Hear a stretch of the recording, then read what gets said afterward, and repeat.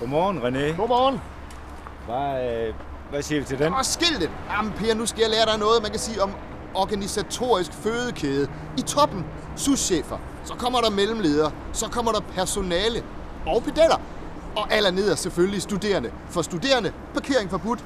For pedeller og personale, parkering forbudt. Mellemledere, parkering forbudt. For souschefer, fri parkering. Smart, ikke? Og Per, gider du ikke lige at vaske min bagrude af? Den blev lidt nasset på vej hertil i morges. Og jeg skal snart afsted igen, og vi skal jo hjælpe hinanden, ikke? Kan du have det godt? Godmorgen, Per.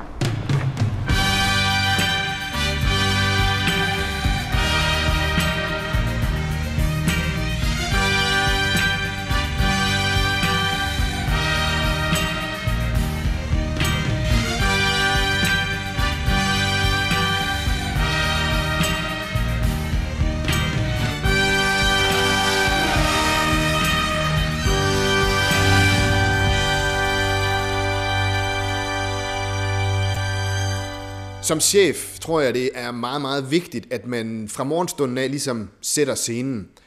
Får sagt et godt godmorgen, og det kan jeg jo mærke, hvordan jeg morgen efter morgen får den der interaktion med medarbejderne. Vi har der strategier, og vi har handlingsplaner, men ikke desto mindre er det helt klart, at mange medarbejdere sidder sådan lidt afventende indtil ligesom og tænker, hvad skal jeg gå i gang med, hvordan skal jeg gribe dagen an? Og så er det, bum, når jeg kommer og lige får det der godmorgen, der mærker jeg sådan en organisatorisk ro, der falder over, og så starter dampmaskinen, og det er så dejligt at se. Der er jeg sådan en ledestjerne. Jeg er vel en form for fyrtårn. Jeg er sådan, jeg er måske lige stærk nok at sige, at jeg er vor herre.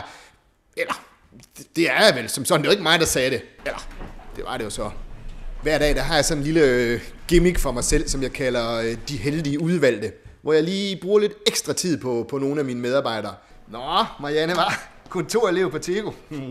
Det må være stort. Du må godt nok have blevet glad, da du fik det der brev for os, bare med, at du skulle være elev på Tego. Det må da være sådan noget af det største, man næsten kan forestille sig, hva'? Du må godt nok have været glad i rigtig lang tid, hva', Marianne? Er det ikke rigtigt? Jeg hedder altså Charlotte. Ja, lad nu være med at hænge dig i detaljer, ikke også? Jeg tror på, at en chef skal kunne beherske alle fagområder, der findes i organisationen. Man kan sige sådan fra forskning til frikadeller.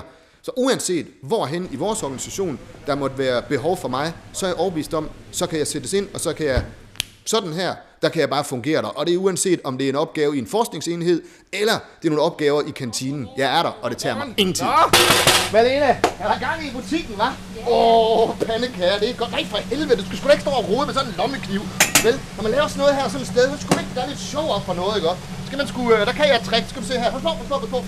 Det skal I kunne lære alle sammen det her. Er det vigtigt, at man kan lave sådan helvede da! Fanden er det også for en pande at arbejde med sådan et håndtag? Det er jo fuldstændig åndssvagt. Så bliver resultaterne der også derefter. Nå, godmorgen. Få lige ryddet op, ikke også? Du ved aldrig, når der kommer nogen, der kigger efter. Om vi bruger medarbejdertilfredshedsundersøgelser? Jamen det gør vi. Det bruger man meget her i via University College, og dermed på Tego selvfølgelig. Jeg har nok den holdning, at det skal man ikke forstyrre travle medarbejdere med. Så jeg gør det, jeg udfylder dem selv. Tag en aften fri, hvor jeg lige sidder og udfylder dem. Bum, ind med den. Og så er der mere tid, medarbejderne kan bruge på deres arbejdsopgaver. Ja, se, nu er det faktisk ganske smart, for der er en af mine medarbejdere, der har bedt om en fortrolig samtale. Og der synes jeg, at vi skulle prøve at gå ind, og så tror jeg, det er vigtigt netop for en chef lige at sætte sig ind i sine medarbejderes problemer osv. Så prøv at følge med, så går vi lige i gang med den. Skal vi se, om ikke lige vi kan få den tand ud. Det sjove er, at vi ligger helt i top. Vi scorer helt i top. I VIA University College, der er vi nok den enhed, som har de mest tilfredse medarbejdere. Det er da det stolt af som chef, ikke? Fortæl mig lidt om, hvor gør det ondt, om vi så må sige. Jamen, det er bare fordi, jeg synes simpelthen, at jeg arbejder alt for meget. Altså, jeg har virkelig bare svært ved at nå mine ting, og jamen, altså, jeg er bare sådan lidt presset helt i bund, faktisk. Ja, prøv bare at stoppe der. Lad mig lige tænke lidt, ikke? Prøv bare hold. Den er god, den der. Den er god. Skal du høre her? Nu kommer jeg med et råd til dig. Jeg har den.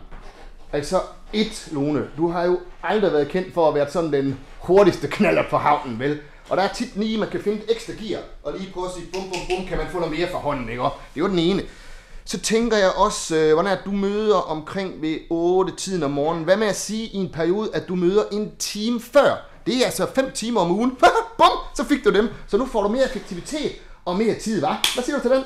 Altså, det ved jeg bare ikke, fordi jeg synes simpelthen, jeg er så stresset, og jeg er bare så træt om morgenen også, og jamen, altså, jeg synes bare aldrig, jeg ser... Prøv at holde den der.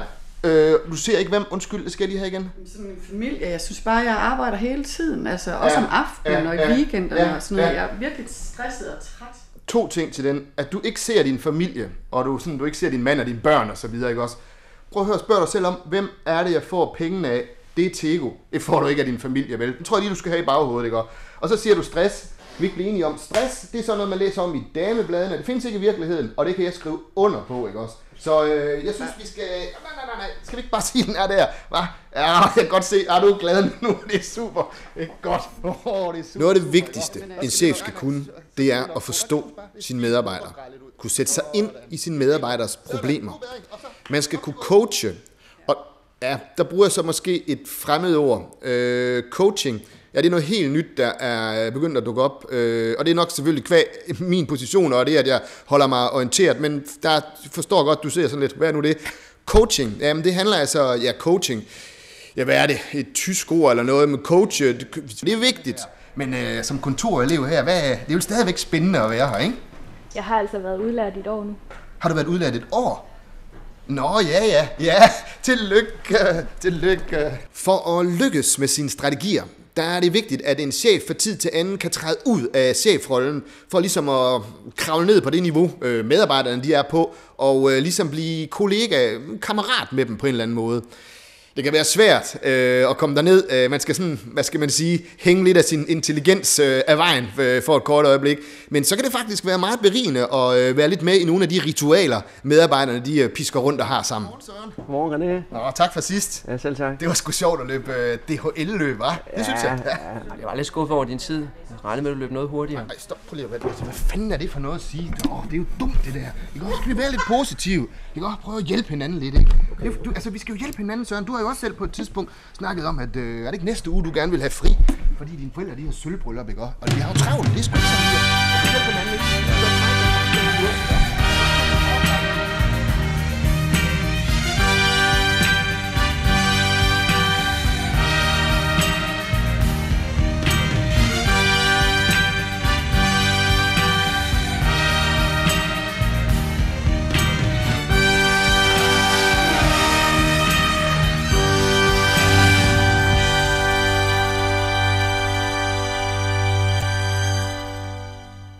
Nogle gange, når medarbejderne kommer, kan vi ikke få en af de der kontorstole, der kan indstilles? Nej, I kan da ej.